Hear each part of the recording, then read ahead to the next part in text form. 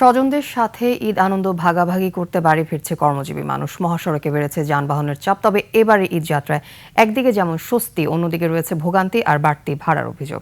প্রতিনিধিদের পাঠানো তথ্যচিত্রে সুমন সিদ্দিকী বাবুর ডেস্ক রিপোর্ট। সানবিট সব দিবে সামাল। সানবিট ম্যাজিক প্রেস ডিশওয়াশিং এর মাথা ঘোরানো সলিউশন।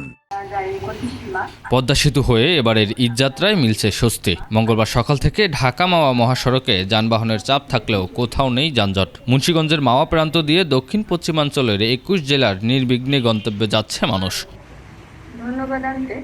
বড় যানবাহন ও মোটরসাইকেলের জন্য আলাদা কাউন্টার থাকায় দ্রুত টোল আদায় সম্ভব হচ্ছে। ফলে দীর্ঘ সারি ছাড়াই সেতু পার হচ্ছেন চালকরা।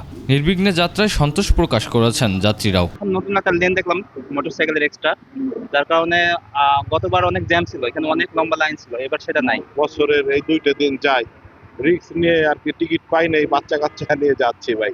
আমাদের মোটরসাইকেলের জন্য ডেডিকেটেড লেন আছে 3টা। এছাড়া হচ্ছে যে আরেকটা যেটা হয় যে আমরা দেখছি যে এছাড়া প্রথমবারের মধ্যে ইটিসি ইউজ করতে পারতেছে। তবে ভিন্ন চিত্র গাজীপুর ও উত্তরবঙ্গমুখী মহাসড়কে। যমুনা সেতু মহাসড়কে বেড়েছে যানবাহনের চাপ, কয়েকটি এলাকায় ধীরগতি।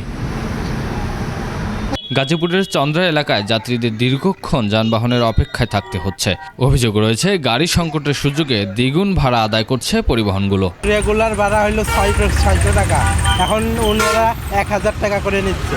সংক্ষিপ্ত যাত্রা যাদের, তাদের কাছ থেকে 200 টাকার ভাড়া 300 টাকা নেওয়া হচ্ছে, 100 টাকার ভাড়া 200-300 টাকার মতো করে নেওয়া হচ্ছে। ভাড়া বেশি হওয়ার কারণে ভোগান্তির মধ্যে পড়েছি আমরা। ওইখান থেকে গাড়ি সিটিং হয়ে আসতেছে। এখন ঈদের পরে প্রায় 1 ঘন্টা যাবত আমি যে দাঁড়ায় আছি রোদের মধ্যে, কিন্তু কোনো গাড়িতে সিট পাচ্ছি না। ভাড়া তো অনেক চাচ্ছে, 400 টাকা, 750 টাকা, 1000 টাকা, 1200 এরকম চাচ্ছে।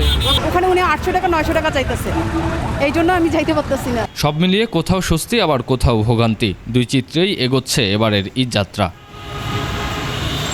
সুমন সিদ্দিকী বাবু, 21 টেলিভিশন।